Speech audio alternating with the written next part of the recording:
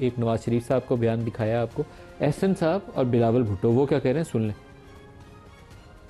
ये 200 मेगावाट तो बिजली लगाना हमारे बाएं हाथ का खेल है।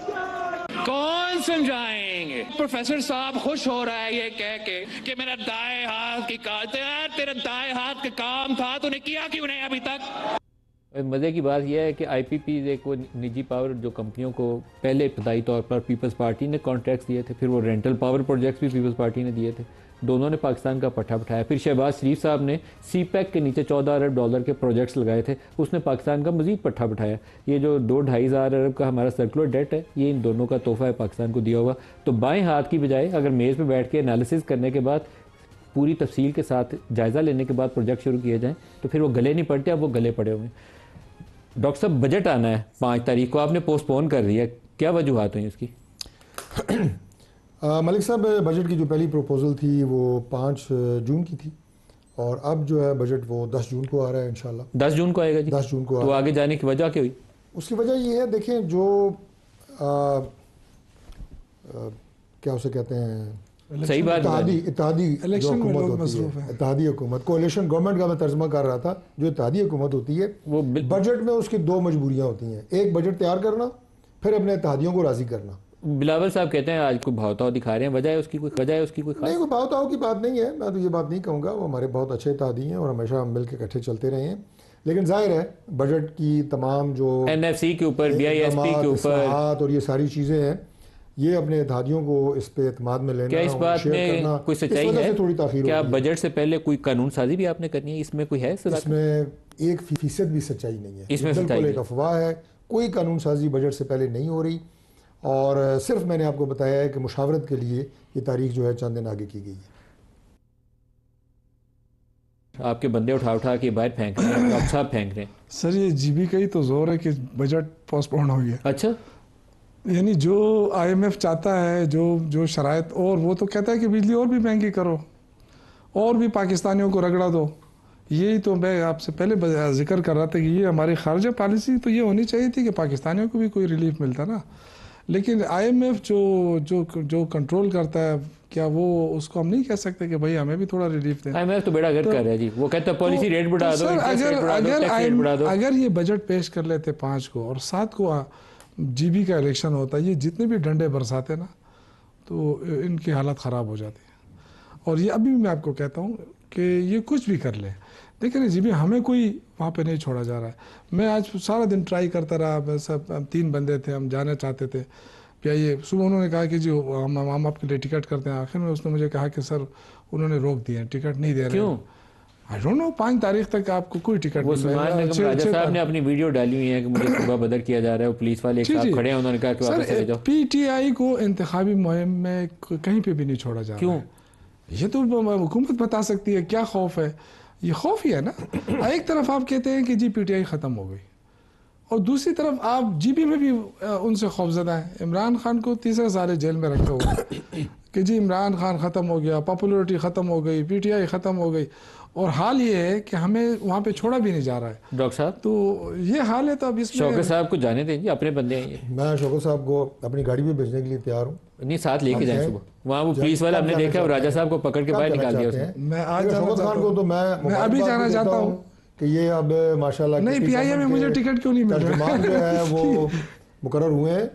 और दूसरी बात यह है कि वहाँ अगर आपने अपनी गाड़ी ऑफर की तो हो सकता है सुबह ये हटा भी दिए जाए सोते से। फ्लाइट का जो स्केड्यूल होता है, इस स्केड्यूल में ये वहाँ पे हालात, मौसमी सूरत हाल और इस सब को देख के मुकर्रर किया जाता है। तो मैं ज़रा PIA का नुमाइंदा तो नहीं हूँ, कई दफ़ा वैसे होना ही चाहिए। राजा साहब का आपको दिखाऊं स्टेटमेंट अगर आप देखना चाहते हैं? नहीं, देखिए वो साद रफीक साहब कोई ट्वीट निकाल रहे हैं आप। नहीं, होना तो ये चाहिए था कि हमारा लीडर है ना, किसी और के चक्कर में बेचारे फंस गए थे, वो भी नहीं जा सके फ्लाइट। वो तो आपने सिर्फ कैसर और बाकी लोगों को रोकना था। अपने भाई से एक हम्बल सबमिशन है कि पहले यहाँ अपनी लड़ाइयाँ सीधी कर लें, उसके बाद गिलगित बल्तिस्तान इनका हाउस इन ऑर्डर नहीं है ना, करें जाके वहाँ पे कंपेयर। आपकी लड़ाइयाँ ही नहीं मुक रही। नहीं, वो नहीं खत्म, आपके बंदे यहाँ लड़ रहे हैं। अच्छा, मजे की बात, अभी आज पुलिस लड़ाइयों से हाउस के बाहर, क्योंकि वहाँ पे इतनी शदीद टेंशन पैदा हो गई थी कि इनके ग्रुपों का आपस में किस के दरमियान में, ये तो बताएं ना, किस के दरमियान में तनाव था? ये तो वैसे ये अगर बताएंगे तो ज़्यादा बेहतर है, लेकिन पहले आप मालूमात हैं वो अली अमीन गंडापुर ग्रुप और जनाब सोहेल आफरीदी ग्रुप, इनके अंदर अब लड़ाई और कशीदगी इस कदर बढ़ गई है कि इस्लामाबाद इंतजामिया को हफ्ज़ तकद्दम के तौर पे बाहर फोर्स खड़ी करनी पड़ी है। जैसे वो नहीं आपको याद है कभी हम हॉस्टल में हुआ करते थे तो दो ग्रुपों में लड़ाई और पुलिस आ जाती थी। अभी तो ये हो रहा है पीटीआई में और कैंपेन कर रहे हैं पहाड़ों में जाके नॉर्दर्न एरिया। सर वो लौंडे लपाड़े ये काम करे तो अच्छा लगता है, ये तो सियासी लीडर है ना सर। अच्छा मैं सर एक बात करूं, हमारी लड़ाइयों से उनको 1% भी फायदा नहीं होगा। उसकी वजह सर लेकिन अब लड़ क्यों रही है तो बताइए, फिर उनसे तो पूछ ही लेते हैं। मैं देखे ये इख्तिलाफात कब नहीं हुए, इमरान खान जब मौजूद है सर अब तो बकायदा दो जत्थे हैं आपकी मैं आपको बता रहा हूँ सर, केपी के अंदर भी दो जत्थे हैं। मैं उस वक्त बता रहा हूँ जो इमरान खान यहाँ मौजूद थे हमारे साथ, मीटिंगों में होते थे, लड़ पड़ते थे। कौन कौन? मुख्तलिफ लोग, नाम लेके बताए ना किस किस की लड़ाई हुई। पहले तो जो लड़ाई होती थी आपको पता है सबको, लड़ाइयाँ हमारी हो जाती, इमरान खान एंजॉय करता था इस तरह। इससे कोई फर्क इसलिए नहीं पड़ता है ना। तो हमारे पास देखे हमारे पास सर कोई इलेक्टेबल नहीं है।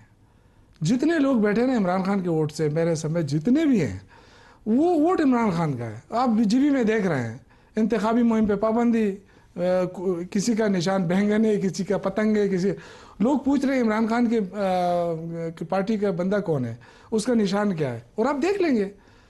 तो ये जो है ना 20 ग्रुप भी बन जाए, ये बनाए और भी बना ले सर, लेकिन लड़ने ना तो देखें सर, थोड़ी सी अपनी जमात तो संभालें सर। वो ऐसे डिंगा मुश्ती रोज कर रहे हैं सर। ये किस पार्टी में इख्तिलाफ नहीं है, हर पार्टी में इख्तिलाफ होता है। लेकिन देखिए हमारा लीडर जेल में है, हमारा लीडर जेल में है, मुश्किलात हैं, बिल्कुल हैं, पार्टी के अंदर इख्तिलाफात भी हैं। लेकिन उसका ये मतलब नहीं है सर कि अगर आज इमरान खान की तहरीक का ऐलान होता है ना, जो चकज़ई साहब करें, मैं आपको यकीन दिलाता हूँ सारे एक पेज पे होंगे। अब ये जो फारूक ब्लॉक की बात हो रही थी, वो तमाम लोग जो 8-10 लोग जो नाराज हैं, तो फारूक ब्लॉक तो अब आपका तगड़ा है। वो अली मीम के रहमो करम के ऊपर है। जिस दिन अली मीम गंडापुर उनको करेगा मैं आपको लिख के देता हूँ, कोई फारूक ब्लॉक नहीं बनेगा। अभी सबसे मिल के आया डॉक्टर साहब, शौकत खान, इजाजत नहीं, इजाजत है। सिर्फ आपकी इसी मौजू पे, चूंकि बार बार एक ही बात 2-3 दफा रिपीट हुई है, आज अगर हम इसमें जरा सा भी कोई नकब लगाने की कोशिश करें तो सोहेल अफरीदी साहब की गवर्नमेंट जो है 2 दिन में गिर जाएगी। 2 दिन में लेकिन हम ये खबर लाएंगे बड़ी मुदाखलत नहीं। तो सोहेल अफरीदी मेरी बात सुने, सोहेल अफरीदी के खिलाफ, सोहेल अफरीदी को आपने दहशतगर्दों का सहूलतकार करार दिया। आपने कौन सी कसर छोड़ी है? आपने तो उसका यानी डिस्क्रेडिट करने के लिए आपने कोई हरबा नहीं छोड़ा है। लेकिन आप नहीं कर सकते, आपने पूरी कोशिश, आपने वो कहते हैं 2 दिन में हुकूमत गिरा देंगे। पिछले उसमें इन्होंने कहा था हमने इतने लोग हमारे साथ है सेनेट के इलेक्शन में, इतने कोई आप निकला 92 में अगर एक वोट, जब उन्होंने सेनेट की वो बंदा पूरा करना था आईनी तरमीम के लिए, बंदा पूरा कर लिया था। मैं आपको यकीन दिलाता हूँ कि 92 में से अगर एक बंदा भी कम हुआ ना बजट में, तो आप मुझे कहें कि अब मुझे बुला लें और मुझे कहें कि आपने झूठ बोला।